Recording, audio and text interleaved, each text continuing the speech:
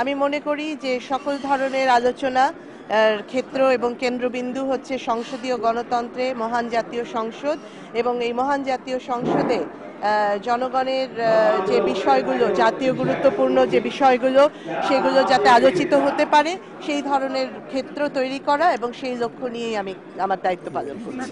গণতন্ত্র কার্যকর এবং অর্থবহভাবে সামনের দিকে এগিয়ে যাবে, এটাই প্রত্যাশা। Ladies and gentlemen,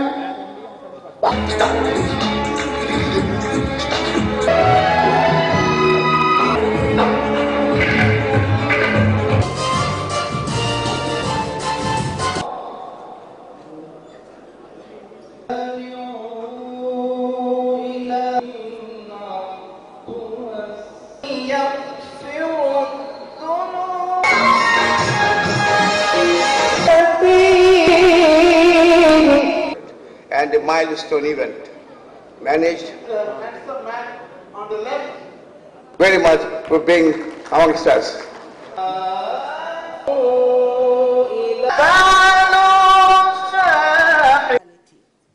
The first bus passenger stand.